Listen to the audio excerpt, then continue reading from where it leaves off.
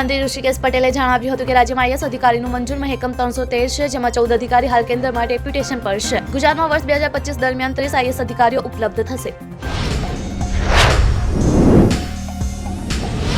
રાજ્યના નાણામંત્રી કનુભાઈ દેસાઈ દ્વારા આજે વિધાનસભા ગૃહમાં રાજ્યનું વર્ષ 2025-26નું બજેટ રજૂ કર્યું છે. ₹3.70 લાખ કરોડનું બજેટ રાજ્યની જનતા માટે અનેક યોજનાઓ અને લાભ લઈને આવ્યું છે.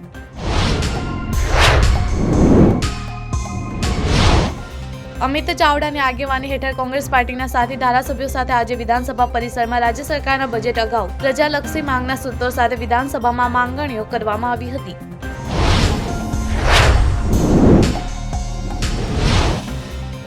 રાજકોટના ગોંડલમાં કરુણ ઘટના બની છે, જેમાં એક મકાનનો ભાગ ધરાશાયી થતા 3 લોકો દટાઈ ગયા છે, જેમાં એક પુરુષ અને 2 મહિલાઓ સામેલ છે.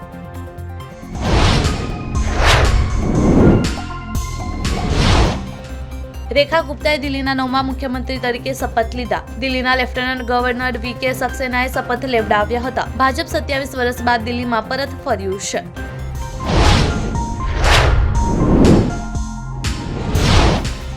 આઈફોન 13, આઈફોન 14 અને આઈફોન 15 પછી હવે લેટેસ્ટ આઈફોન 16 પણ મેડ ઇન ઇન્ડિયા હશે. એપલનો આ નવનીતમ આઈફોન SE 2022માં અપગ્રેડ હશે.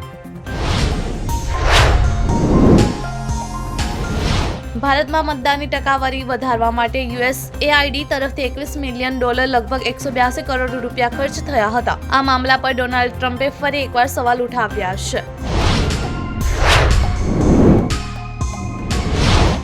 નાણામંત્રી કનુભાઈ દેસાઈએ વર્ષ 2025-26 માટે બજેટ રજૂ કરતા જણાવ્યું કે આધુનિક ટેકનોલોજી ધરાવતી કુલ 1850 નવી બસો પ્રજાની સેવામાં મૂકવા માટે ₹766 કરોડની જોગવાઈ કરી છે.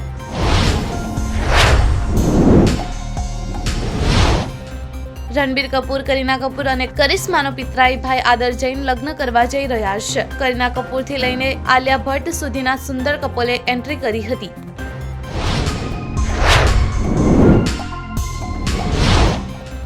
ફિલ્મ અભિનેત્રી નિર્મિત કૌર પણ પ્રયાગરાજ પહોંચી અને મહાકુંભમાં સ્નાનમાં ભાગ લીધો હતો. તેણે મહાકુંભ યાત્રાનો પણ પોતાનો અનુભવ સોશિયલ મીડિયા પર શેર કર્યો છે.